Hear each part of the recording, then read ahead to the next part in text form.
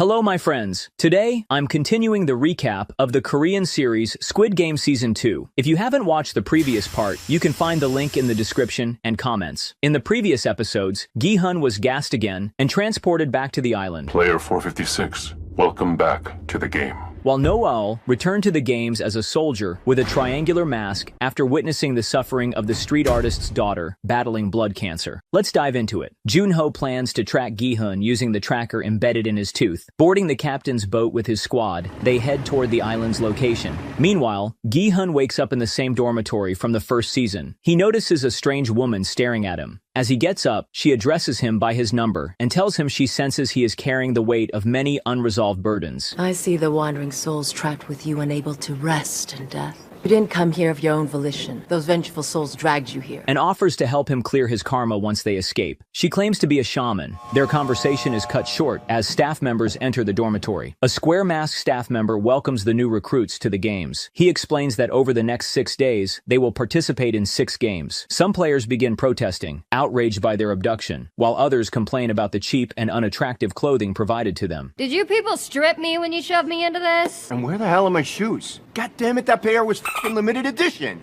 Look at this. The size is all wrong, and I hate the colors you're using. Can I have the outfit you guys are wearing instead? The pink's cute as hell. One player, a man from the subway station whose girlfriend is pregnant, demands his phone back so he can monitor his cryptocurrency investments. He yells, "Do you know how much money I've invested?" The staff member addresses him by name and begins recounting his debts. Lee is revealed to be the former owner of the YouTube channel MG Coin, which promoted a cryptocurrency called Dalmatian. His promotions caused his subscribers to lose a combined 15.2 billion won when the currency collapsed. Afterward, Myung-gi shut down his channel and vanished. Now, he is wanted for fraud. The staff member's speech silences him, leaving his girlfriend stunned to see him in the games. The staff member continues, pointing out that every player in the room is in severe financial trouble. Total debt, 10 billion. One more round! 10 billion? Which one is it? Where? What are you looking at? Think it's easy to get loans that large? They don't give out 10 billion to just anyone. You have to work in the big leagues for that. He then gestures to the ceiling, where a giant piggy bank is. He announces that after each game, cash will be added to the piggy bank. And at the end of the games, the total prize money will be 45.6 billion won. However, this season introduces a surprising new rule. After each game, players will have the option to vote on whether they want to continue or end the games. If the majority votes to stop, the prize money will be equally divided among the surviving players. Gi-hun, surprised by this new twist, asks for clarification. He looks directly at a surveillance camera, visibly skeptical of the change. During the briefing, one player is berated by his mother, Stupid idiot! Ma? What are you doing here? That's what I was gonna ask you! who scolds him for participating in gambling games. Shocked, the player realizes that his mother is also in the dormitory. She joined the games to help pay off his debts. You're crazy! How could you drag an old lady into this? What if she were to fall or something? Aren't you guys liable for that? Huh? The staff offers the players a consent form to sign for participation. Gi-hun steps forward to sign and carefully examines the rules. The updated consent form now includes 4 rules. First, a player is not allowed to voluntarily quit. Second, a player who refuses to play will be eliminated. Third, the games will be terminated upon a majority vote. In case of a tie, players will vote again. And the new 4th rule, if the games are terminated, the prize money will be divided equally among the players. As the players line up to sign the form, 2 men approach Myung-gi, pressing him aggressively. They reveal they are former subscribers to his channel and had invested significant amounts of money into the Dalmatian coin based on his advice. Furious over their financial losses, they demand he repay them, threatening violence if he refuses. Myung-gi brushes them off, coldly explaining that their investments were their own decisions. Whenever you're investing, in the end, it's up to you to make the final call based on your own judgment. Afterward, the players are led to a hall where their photos are taken. One player recognizes player 230 as the famous rapper Thanos. Word spreads quickly among the younger players, and soon a crowd gathers around him, begging for selfies. Hey, you want to get in on this too? Come on.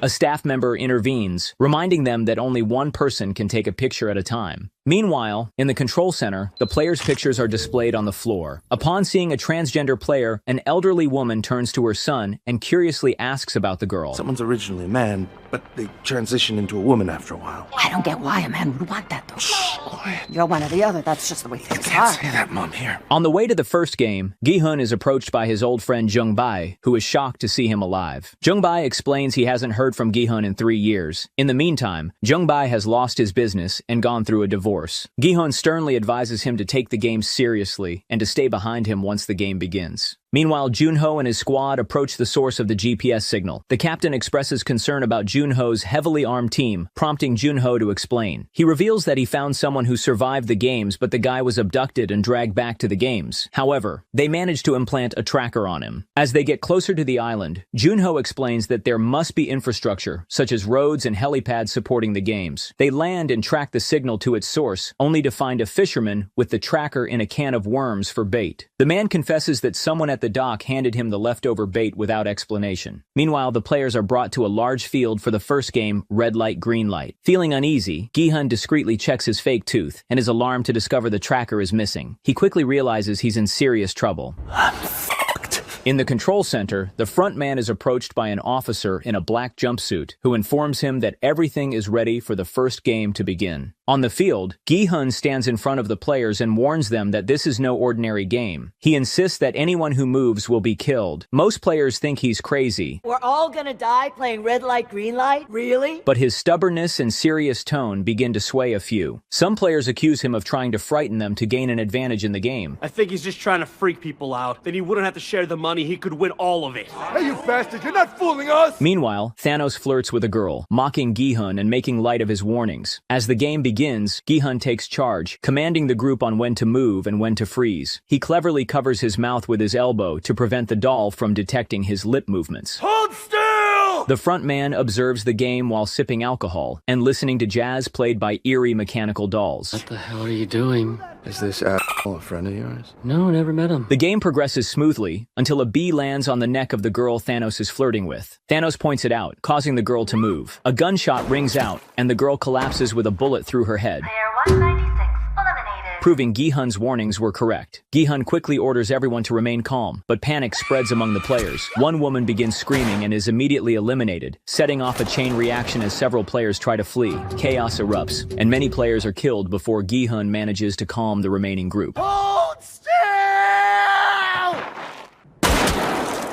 The game's mechanics are revealed. The AI-powered doll detects movement with trackers in its eyes and announces the numbers of those who move to snipers stationed around the field. Player 188. The snipers then eliminate those players within their line of sight. Among the snipers is No-yeol, who is stunned to spot the father of the sick little girl, the very reason she agreed to return to the job.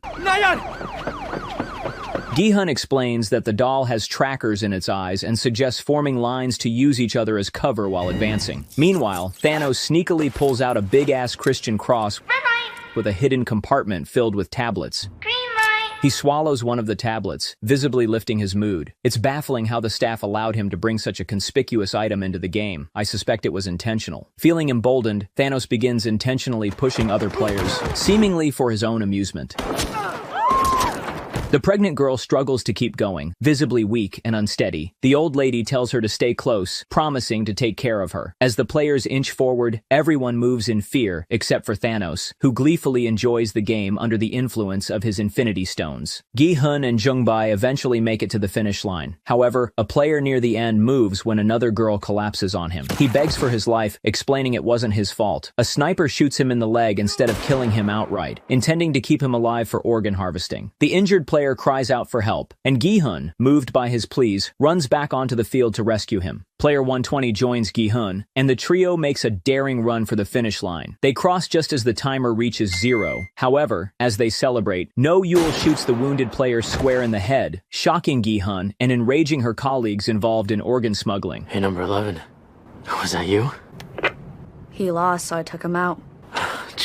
After the game, the surviving players return to the dormitory, shaken by what they have just endured. Meanwhile, the soldiers, including No-yeol, retreat to their quarters. Meanwhile, on the boat, Woo-suk suggests searching the nearby islands using their drone. However, Junho points out that they were likely intentionally lured to this area, and that the real island is probably in a completely different location. The captain, noticing a storm front approaching, suggests calling it a day. Woo-seok, still confused, wonders how the game organizers discovered the tracker. How'd they know he had a tracker in his implant? Did one of you guys go get drunk and blab about it last night? Back in the dormitory, armed guards enter the room to congratulate the winners. The square-masked staff member announces that out of 456 players, 91 have been eliminated. It's hard not to notice that, thanks to Gi-hun, the number of eliminated players this time was reduced by more than half compared to the previous season. Some of the players start begging to leave, promising to pay off their debts on their own. The staff clarifies that the games are not meant to force players to settle their debts, but to give them an opportunity. Gi-hun proposes voting to end the games. The staff agrees, but first unveils the prize money. For each eliminated player, 100 million won is added to the prize pool, bringing the total to 9.1 billion won. They explain that if the games are terminated now, each remaining player will receive about 25 million won. Some players are disappointed by the relatively small sum. Serious, man? Come on, we almost died. And express their eagerness to play more games to increase the prize. The voting begins, with players voting in reverse order. Gi-hun, being player 456,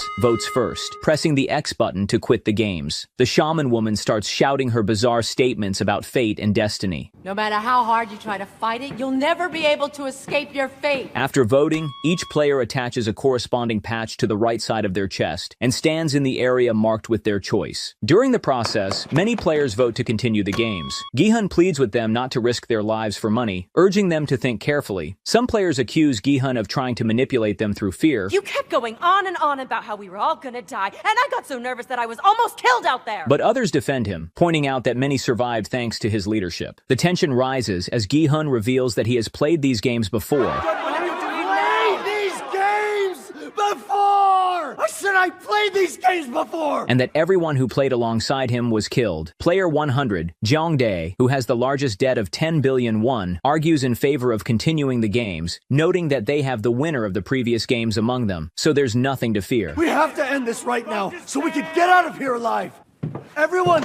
Starting now, we will not permit any action that interferes with the voting process. Ironically, Gi-hun's words backfire, convincing some undecided players to vote to continue. After the lengthy process, the votes are evenly split. It all comes down to the final player, player 1. He approaches the voting machine and hesitates for a moment before casting his vote. To everyone's shock, he votes to continue the games. As he turns around, and surprise, surprise, it's the front man himself, In-ho. In the next scene, the staff incinerate the bodies of the eliminated players. One coffin is marked with a blood cross, indicating that the body is to be harvested for organs. A little later, the remaining players are served food. Jung-jae tries to cheer Gi-hun up, telling him that things aren't as bad as they seem, and that they can walk away with more than 20 million won after the next game. Gi-hun, however, responds grimly, reminding him that no one except himself survived the last games. In-ho joins the conversation, asking Gi-hun to help them survive the games. He adds to Gi-hun's guilt by claiming that Gi-hun is the reason he voted to stay. You're the reason I ended up voting to stay. It's true. After the first game, I thought I was gonna quit. And then I saw you. And I thought to myself, one more, then I can go. Gi-hun feels disheartened by this. In-ho then asks about the next game. Gi-hun says the second game in the previous season was Dalgona Honeycomb, and advises them to choose the easiest shapes to increase their chances of winning. And which was the hardest one? Umbrella. Umbrella? Whoa. In-ho mocks Gi-hun, slyly mentioning that the players who chose the umbrella shape were totally screwed, perfectly aware that Gi-hun had been one of them. The group starts discussing tactics, and Jung-jae suggests keeping this information secret so more players will fail the next game, increasing the prize pool. However, Gi-hun firmly opposes the idea, stating that the only reason he returned was to save as many players as possible. He vows to warn everyone if the next game turns out to be Dalgona. Meanwhile, the elderly woman treats the pregnant girl with her egg, explaining that eggs are excellent for pregnancy. She reveals that she's delivered many babies in her neighborhood and can confidently tell the girl is pregnant. I knew from the minute I saw the shape of your body and how you carried yourself. I could just see it. It's not what you think. She advises her not to compress her belly, warning it's too risky at this stage of gestation and that she should stop trying to hide her condition. The frontman asks Gi-hun why he returned to the games after winning 45.6 billion won. Gi-hun explains that he doesn't feel like the money belongs to him. What point is there in thinking about it like that? After all, it's not like you killed anyone yourself, and that way of thinking won't help bring any of them back to life. Growing angry, Gi-hun accuses player 1 of voting to continue the games, claiming it's because of him that they're all stuck here. True.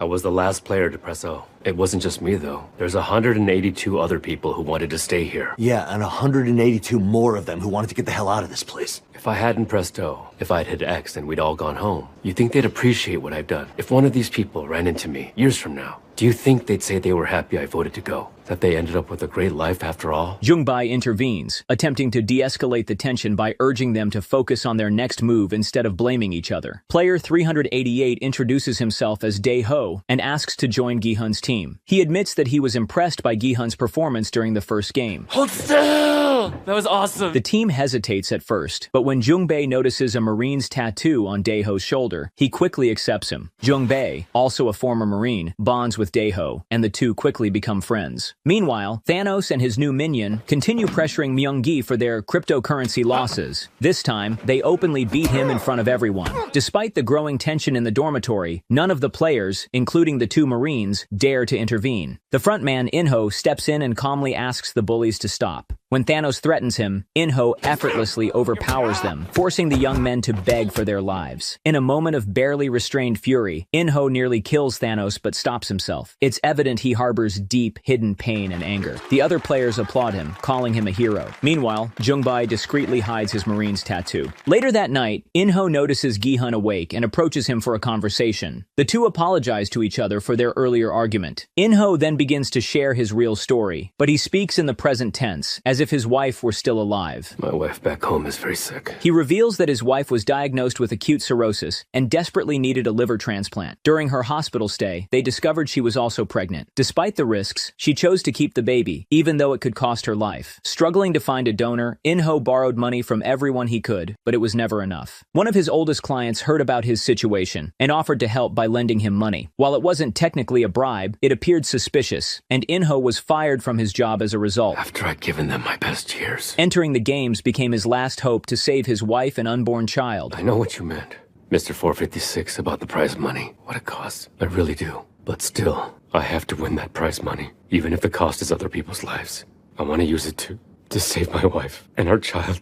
And I don't care how I get it. Meanwhile, some guards are harvesting organs from eliminated players. This time, however, they manage to salvage only eyes, as most of the organs have decayed too much due to how long the players had been dead. What are you talking about? I left a bunch alive for you. The guards notice something unusual. Many players appear to have been intentionally killed after being incapacitated. One of the guards who had shot a player in the leg realizes this must be No Ul's doing. They immediately report the incident to their commanding officer, who also happens to be involved in the organ smuggling operation. The ones without fatal wounds were shot again to confirm the kill, so there's not much usable merchandise. Who fired those shots?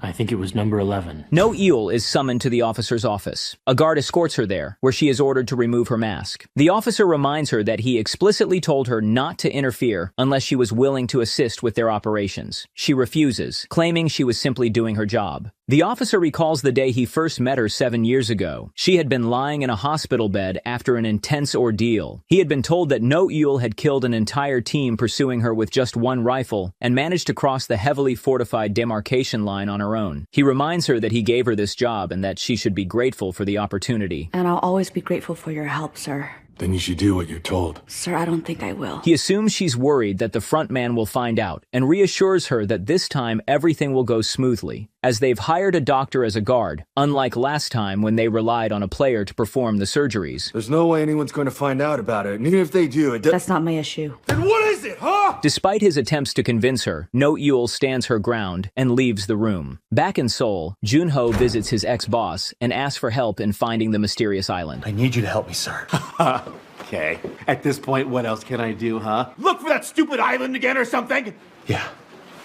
Not this shit. Together, they approach a general to request a search squad. The general, however, dismisses their request, scolding Jun-ho for bringing up what he considers nonsense and demanding evidence. Chief Kim. Sir. Why is he back on this? You said he'd improve. He accuses Jun-ho of being mentally unstable and storms off. Jun-ho calls Woo-seok, and together they desperately plan to hire another boat to expedite the search. Captain Park secures a vessel, captained by one of his trusted friends. After the phone call, over drinks, Woo-seok reveals everything he knows about the games to Captain Park. Meanwhile, Gi-hun has a nightmare, haunted by guilt over leading the players. In the dream, everyone follows his advice and picks triangles in the Dalgona game, only to discover it's an impossibly intricate and complex triangle. The players start blaming Gi-hun for leading them to their death, breaths. He wakes up in a cold sweat just as the time for the next game approaches. Jun-hee, the pregnant girl, approaches her ex-boyfriend. Shuni! So you really didn't know I was here? She confronts him, explaining that she thought he had been ignoring her for 6 months. He's shocked to see her there, and even more so when he learns she didn't go through with the abortion she had planned. Furious, he berates her, saying they can't afford to raise a child without money. How the hell is a pregnant woman gonna survive here? I'm not asking for help so you can quit acting all worried. Why start now? As the staff arrive, he promises to talk once they get out of the games. I already tried to go. I couldn't because you wanted to stay. Meanwhile, Thanos swallows one of his Infinity Stones again, and his minion notices. The players are taken to a playground with 2 large, rainbow-colored circles. The announcer declares that the next game will be played in teams of 5. Jung-jae angrily yells at Gi-hun, accusing him of misleading everyone about the Dalgona game. What are you gonna do about everyone who voted to stay because of your crap? The frontman stands up for Gi-hun, silencing Jung-jae. Gi-hun's team is now short 1 player and must find someone to join their group. Myung-gi approaches Jun-hee and offers to team up, but she is still upset with him and refuses. Look at you. You think anyone else will let you join? What's it to you, huh? I'll handle it on my own. You ignored every one of my calls for 6 months. I thought you died, ass. I get it. I'm so sorry. I don't trust you. You're nothing. You're dead to me. Instead, she asks Gi-hun's team to accept her, explaining that she needs their help because she's pregnant. Meanwhile, no one wants to team up with the old woman and her son. Left with no other options, they team up with Player 120 and her new friend, as Player 120 was also rejected by everyone else. The shaman joins their team as well. The announcer declares that the game is a 6-legged pentathlon. Team members will have their legs tied together, and at every 10-meter interval on the track, one member will play a minigame. If the player wins, the team advances to the next minigame. The minigames are Deok-su, Flying Stones, Gongi, Spinning Top, and Jegi. The total time limit is 5 minutes. The team must assign each member to a specific minigame. It's revealed that Gongi is traditionally a girl's game. It's good we got a woman on our team after all. You play Gongi, right? But the pregnant girl admits she doesn't know how to play it. Surprisingly, the marine guy confesses he's skilled at Gongi. I can do Gongi. I can play it. A Marine who knows Gongi? Because he grew up with 4 older sisters. The rest of the team members choose the games they feel most confident in. I'll do whichever one you think, Yoon. How did you know my name? Your friend over here. I heard him call you that, so I thought I'd try it out too. Does it bother you? No, I don't mind it. The game begins, and the first 2 teams start to play. The initial game, Deok-su, is the easiest, as it doesn't take much time to recover if you lose a round. However, the second game, Flying Stones, is more challenging, as players waste time retrieving stones when they miss. Gongi demands good agility, requiring players to catch stones multiple times in a specific order. If a player loses, the game resets to the beginning. As the time limit approaches, the tension rises, making it even harder for players to focus and pass the games. Spinning Top also proves difficult, as it takes a long time to recover if the top falls. The first 2 teams fail to reach the finish line before the time runs out, resulting in their elimination. Thanos' minion asks him for one of his Infinity Stones, arguing that if he gets nervous, he might screw up the game and doom their entire team. Reluctantly, Thanos hands him a pill. When the staff cleans up the area after the eliminations, Ho-yeon notices 2 guards marking a coffin with a still-alive player inside. As a higher-ranking guard, she orders them to open the coffin. She promptly finishes the player with control shots, an action that irritates both the organ smugglers and the officer. As the next teams prepare for the games, one of Player 120's teammates starts panicking. Player 120 introduces herself as Hyun-ju and skillfully calms the girl down, giving her the courage to proceed. Her words lift the spirits of all her teammates, and they begin introducing themselves to one another. I'm Jung-jae, and I lived through the Korean War, so I know a few playground games won't kill me. And I'm the son of Jung-jae, who is a survivor, Park Young-sik. Sonya. Shaman of the Sea. The game starts, and their team reaches the Deok-su game. Young-mi loses several rounds and begins to panic. Once again, Hyun-ju steps in, calming her down and suggesting she flip the card in her hand. The advice works, and they advance to Flying Stones. At Flying Stones, one teammate misses the target. They pick up the stone, and following Hyun-ju's orders, the team moves backward without turning around, saving precious time. Observing players take note of this clever tactic. Looks like you save a lot of time if you don't have to turn around. Gong-jae motivates her son with encouraging words, saying, Try to imagine that stone is the face of the conman who swindled you out of your money, all right? With her support, he successfully knocks the stone down. The crowd erupts in cheers for the team, further fueling their determination to succeed. Gunja tries her best in the Gongi game, but loses her first attempt. Hurry up!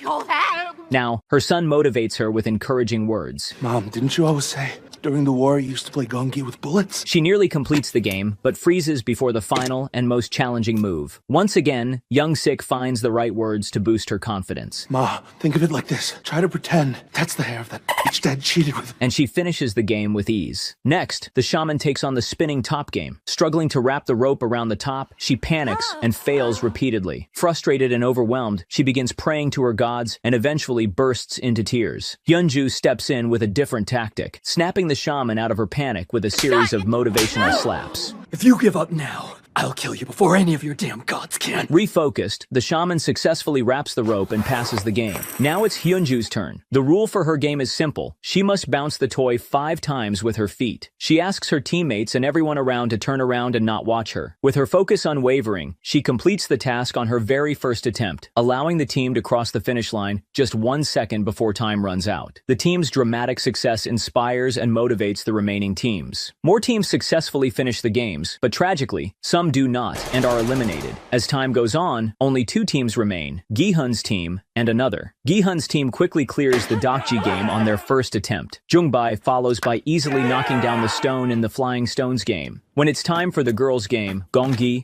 Daeho surprises his teammates by completing it with flying colors, leaving them in awe. Meanwhile, the front man, who is left-handed, intentionally spins the top using his right hand, stretching the game's duration. At one point, he even throws the spinning top back to the previous line, pretending to be frustrated with himself. As time runs out, he finally spins the top correctly with his dominant hand, completing the task. In the final game, Gi-hun takes on the challenge of bouncing the toy. He starts strong, but on the 4th kick, he accidentally sends the toy too far. The frontman saves the game by subtly manipulating Gi-hun's foot, which is tied to his own, ensuring the team doesn't fail. They cross the finish line just in time, while the other team is tragically eliminated. This concludes episode 4. Watch the next part by clicking on the end screen, and let me know what you think about the second season in the comments. I'm eager to hear your thoughts.